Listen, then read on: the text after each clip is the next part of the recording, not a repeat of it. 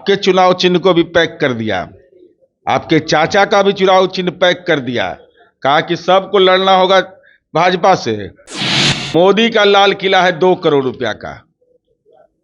जब गुजरात के मुख्यमंत्री थे, राजकोष का खजाना लुटवा दिया।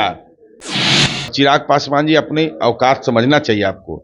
जब तारापुर में उपचुनाव हुआ था आपके संसदीय क्षेत्र में, तो आप नीचे से फर्स्ट किए थे, और हम चुनौती देते हैं आपके माध्यम से कि बोले कि हम जमुई से चुनाव लड़ेंगे। नमस्कार, मैं साकेत कुमार, आप बिहार इन शॉर्ट्स देख रहे हैं। चिराग पासवान ने कह दिया कि नीतीश कुमार का सपना लाल किले पे जाने का कभी पूरा नहीं हो सकता, इसीलिए वो नकली लाल किले पे हैं। इसी पे बातचीत करने के लिए हमारे साथ जेडीयू कोटे से एमएलसी नीरज कुमार है। क्या नीतीश कुमार लाल किले पे नहीं जाएंगे कभी? नीतीश कुमार जी प्रधानमंत्री के उम्मीदवार नहीं हैं, लेकिन माननीय चिराग पासवान जी, अब आपको तो एक ही उपाय है कि अमित शाह ने कह दिया, हिम्मत डरना नहीं है।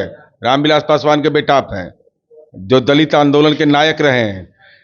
कह दिया कि कमल का फूल खिलेगा, तब आपका क्या होगा? आपके चुनाव चिन्ह को भी पैक कर दिया, आपके चाचा का भी चुनाव चिन्ह पैक कर दिया। कहा कि सबको लड़ना होगा भाजपा से, तो इन लोग का क्या होगा?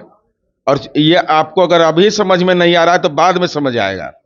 बाबू जगजीवन राम छात्रावास योजना बंद कर दिया, 69 से चल रहा था। ये तो सीधे तौर पर उनका राजनीतिक अपमान है। आपके पिता का आप राजनीतिक वारिस है, आपके बारे में कह रहा है कमल से लड़ना पड़ेगा।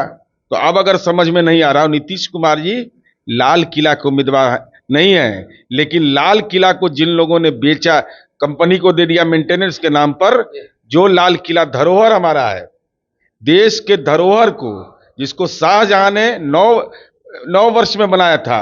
यह देखिए है, मोदी का लाल किला है 2 करोड़ रुपया का।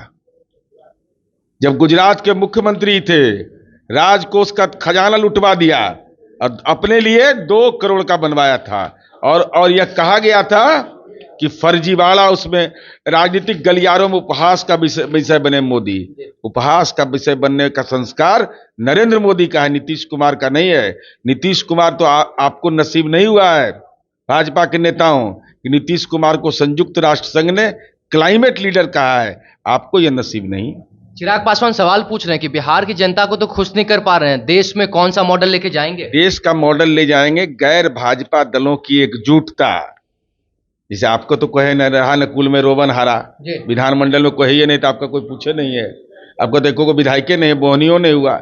और चिराग पासवान जी, अपनी औकात समझना चाहिए आपको। जब तारापुर में उपचुनाव हुआ था आपके संसदीय क्षेत्र में, तो आप नीचे से फर्स्ट किए थे, और हम चुनौती देते हैं आपके माध्यम से कि बोले कि हम जमुई से चुनाव लड़ेंगे।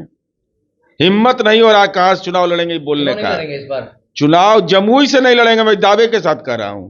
ये डरपोक लोग है, डर जाता है ये लोग। नहीं तो बोलना चाहिए कि हम जमुई से लड़ेंगे। क्यों नहीं बोल रहे हैं कि जमुई से लड़ेंगे?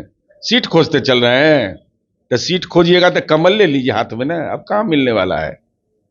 चिराग पासवान ने तो जो कहा, नीतीश कुमार के ऊपर लगातार जितने भी नेता हैं सब हमलावर है। अब छेदी पासवान ने कह दिया कि दाऊद इब्राहिम से भी हाथ मिला सकते हैं। इसलिए कि केंद्र की सरकार के नाक के नीचे अमित शाह का, और 56 इंच के कलेजा के नीचे पीएफआई जैसे संगठन का ऑफिस चल रहा था। तो जिसका संगतिये रहा है, पीएफआई ने बम विस्फोट किया कि कर्नाटका में, जहां भाजपा की सरकार थी, प्रतिबंध नहीं लगाए ये लोग। पीएफआई का कार्यालय चल रहा था, ये नहीं उसको हटा पाए, तो स्वाभाविक है।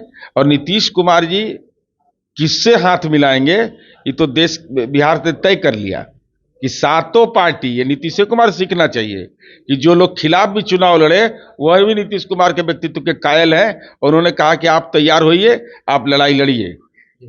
नीतीश कुमार कहते हैं सुशासन की सरकार है, क्या आप मानते हैं सुशासन की सरकार है? बिल्कुल। तो अमित शाह जब नवादा में जनसभा को संबोधित कर रहे, तो दोनों ने कहा कि जब हमारी सरकार आएगी तो दंगाइयों को उल्टा लटकाकर सीधा कर देंगे। क्या उनके बारे में हम नहीं बोलना चाहते हूँ। श्री बाबू का अपमान कर दिया है, और जो श्री बाबू का अपमान कर दे, जो श्री बाबू का नाम लेना गुनाह समझे, उससे बड़ा राजनीति में जालिम व्यक्ति कोई नहीं हो सकता है।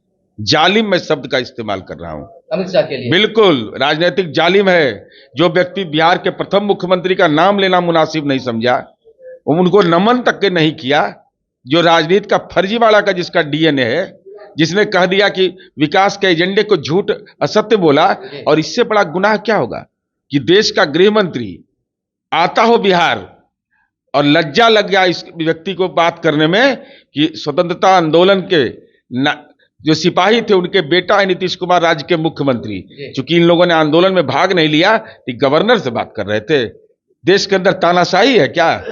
लोकतंत्र है, कानून व्यवस्था पर, संवैधानिक व्यवस्था में राज्य के मुख्यमंत्री साहब को बात करना होगा, लेकिन इन्होंने बात करना तक मुनासिब नहीं समझा।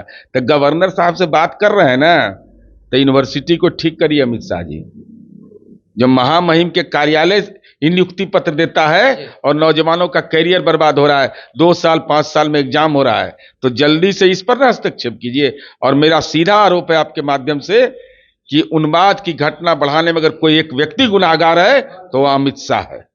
तो ये देखिए, हमारे साथ बातचीत करने के लिए जेडीयू कोटे से एमएलसी नीरज कुमार थे। साफ तौर से इन्होंने चिराग पासवान को खुली चुनौती दे दी और कहा है कि इस बार जमुई से चुनाव लड़के दिखाए। साथ ही साथ अमित शाह के ऊपर भी इन्होंने कड़ी टिप्पणी की है। इस तरह की तमाम खबरों के साथ हमारे साथ बने रहे, तब तक के लिए धन्यवाद।